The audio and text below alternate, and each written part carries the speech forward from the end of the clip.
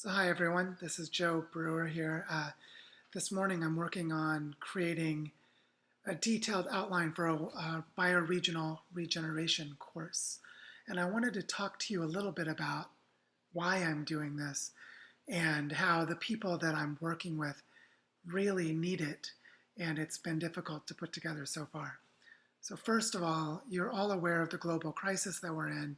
A lot of people frame it in ways around pulling carbon dioxide out of the atmosphere and maintaining biodiversity and the other pieces that are really difficult to wrap your head around from a systemic point of view.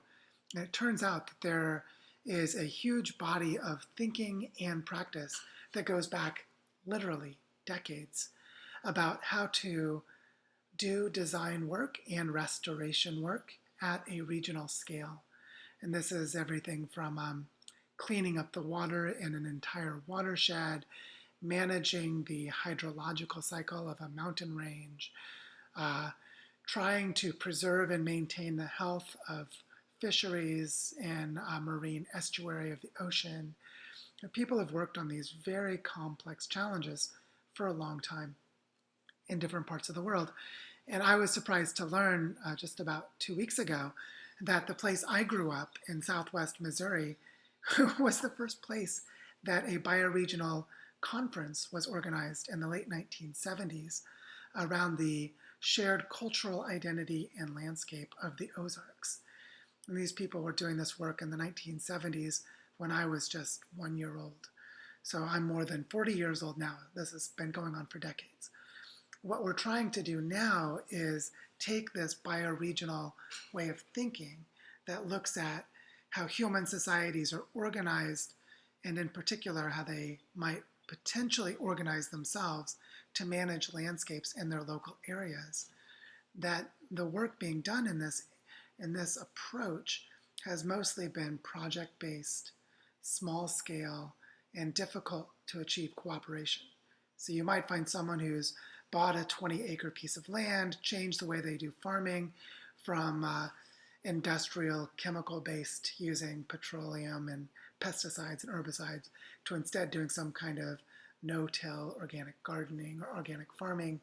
Or you might see some group that's taken a piece of land and set it aside for conservation and done agroforestry and reforestation, or things like this. Even this kind of work, which is literally happening in thousands of places around the world, most people don't know about it. Certainly it's not recognized as a global movement. So what we are doing is trying to address two of the really critical pieces that are missing for going from decades of thinking on regional scale work and thousands of projects that are at a smaller scale. And there are two pieces that have been missing or that are not developed well enough for us to achieve larger scale impacts. One of them is the focus on education. When a group of people set out to take a piece of land and start to regenerate it, they don't have other people around who have the knowledge and skill to just bring in and put them to work on the land and help them on that piece of land to regenerate it. There just aren't enough people trained to do this. So even if we were to have a kind of World War II mobilization for millions of people, those people would have to be retrained and re-educated to do this because there just aren't enough people that know how. So we found there's a huge missing piece in the education and training of people. The second missing piece is the institutional coordination at the regional scale. What I mean by this is bringing together a diverse set of people who live and work in a place, convening them, helping them to map out the ecosystems, the social systems of food production and energy production, transport, the history of the culture and how it's been managed in that place throughout time. All of that coordination and mapping has not been done in a systematic way in most places. And also to coordinate and facilitate decision making, creating scenarios of the future, managing and planning how those scenarios relate to any kind of shared agenda that a group of people in the place might create and try to enact. And then that leads very quickly into questions of funding and jurisdiction, or who has the responsibility and the empowerment to make different kinds of decisions. How do they relate to systemic problems in the region? There's a whole body of knowledge, tools, and frameworks for how to do this, but they're not generally taught, which gets back to the education piece. And they're not structured as organizational capacity, which is the institution building piece. So these two pieces together have been missing. In my work in the last 2 months with the Regenerative Communities Network, I have gotten to have a firsthand account of some of the best bioregional work being done on Earth. Not all of it, but just a sampling of it. There's really a lot going on. And as I'm talking to people in different places and learning what they're doing, I see that these two missing pieces are absolutely essential. And so I have been tasked with the responsibility to help design a curriculum that begins to train people in bioregional scale regenerative design. So there are a lot of people already doing education in this area.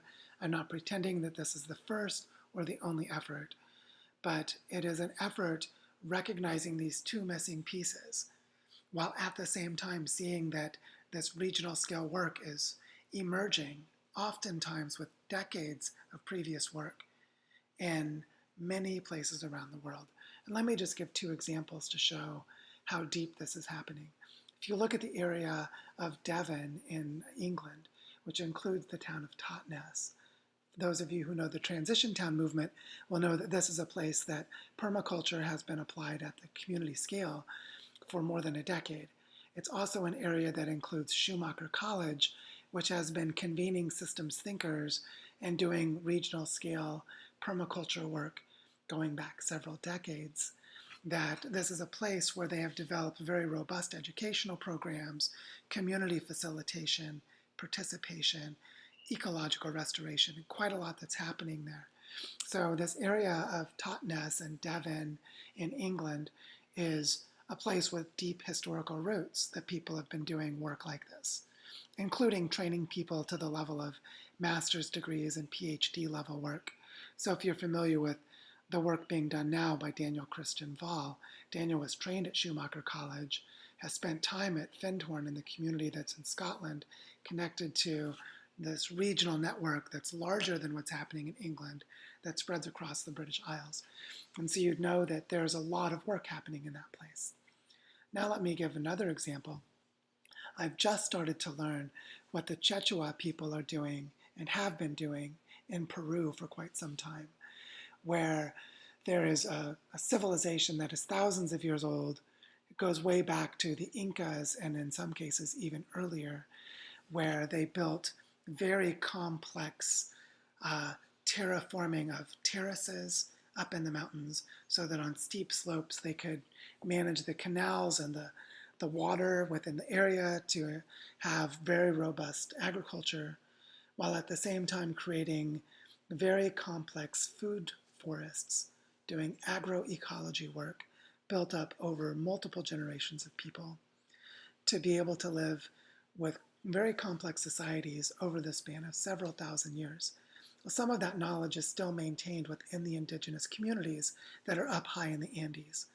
And these people are working very hard and have been for several decades now to preserve their cultural knowledge in the face of globalization and to maintain a sufficient and sustainable form of water management for their food production systems as climate change is melting away the ice that's up in the glaciers of the mountains and threatening their food supply by threatening their water supply.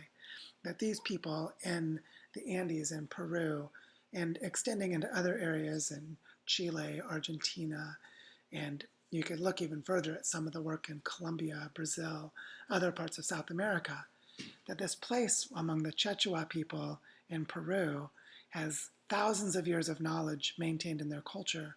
They're working very hard to preserve their water management and food management in the Andes. And they've been doing this work in very rigorous ways for several decades. So just looking at these two examples where as you dive in, you would quickly begin to learn that A huge amount has already been done. A huge amount of activity is currently ongoing, and the coordination at regional scale is at some level of maturity that is not far enough, that they need to go farther. And there are many other places that aren't as far along as these two examples I just named that need to get to this level of maturity as quickly as possible. So in our work, developing a curriculum for the design of bioregions from a regenerative point of view is something that's desperately needed. And I'm getting to work with the Regenerative Communities Network, with the University of International Cooperation here in Costa Rica, which is connected to the biosphere reserves all across Latin America, and has a very strong 25-year history of training people in sustainable and regenerative development using project management approaches. That we're looking at how to build an education program that teaches people how to manage projects for regeneration at the territorial scale. There are a lot of pieces to this that I'll help bring out into the world through the work that we're doing in the coming weeks and months. But for now, I just wanted to share a little bit of the thinking about why we're thinking about bioregions, focusing on education and capacity building for organizations as hundreds, possibly thousands of regional scale projects begin to converge to try to achieve planetary scale change in the coming decades. So reach out to me if you'd like to get involved, follow my work or the work of any of the other organizations in this space. I would highly recommend going to the Regenerative Communities Network, regencommunities.net, or regenerativecommunities.net. Log in, become a member there, and get active in what we're doing. And we will be rolling out this education program in the coming months. We're trying to get this out as quickly as we can because it's urgently needed. So watch this space. There's going to be a lot more coming.